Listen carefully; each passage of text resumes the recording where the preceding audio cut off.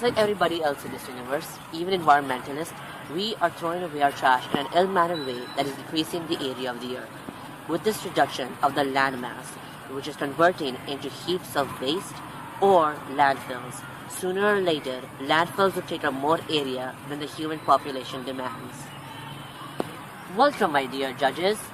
Today, I'm here to present an environmental documentary on waste disposal.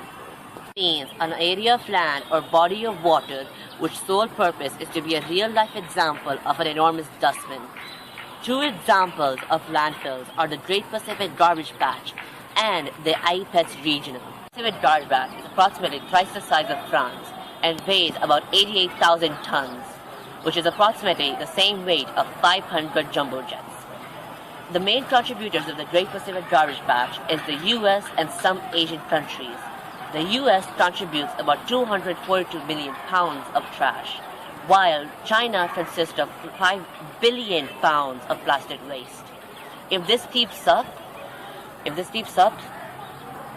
our beautiful ocean water will become into a considerable amount of plastic waste which will last for about thousands of years, and it will not only harm our generation but generations to come.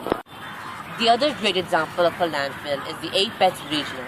The Apex Region of Las Vegas receives about 9,000 tons of municipal solid waste daily, but it can also contain up to 15,000 tons of waste. The Apex Regional is managed by the Republican Services of 1993. The Apex Regional is the biggest landfill owned by the U.S. But what makes it different from other landfills is the fact that the U.S. had spent $35 million on an 11 megawatt generator that converts methane gases produced by the Apex Regional into electricity. Thus, it can power up to 10,000 houses in South Nevada. Countdown. 1. We will be discussing about some ways as us humans can do for the betterment of our planet. One way to help to reduce landfills is the term that we use since childhood, the 3 R's, or most commonly known as reduce, reuse, and recycle. If, as approximation, 1 billion people have turned their lifestyles into the reduce and reuse recycle, we can, and this is an approximated guess, we can decrease the amount of landfills by 40%. Another aspect to help reducing landfills on our planet is the fact that we can donate electronics to those companies that can manufacture with used electronic appliances. For example, TechSoup and Falcon Company, these two companies are very famous in Pakistan to use used computers just so they could turn them into useful technology or other kitchen appliances.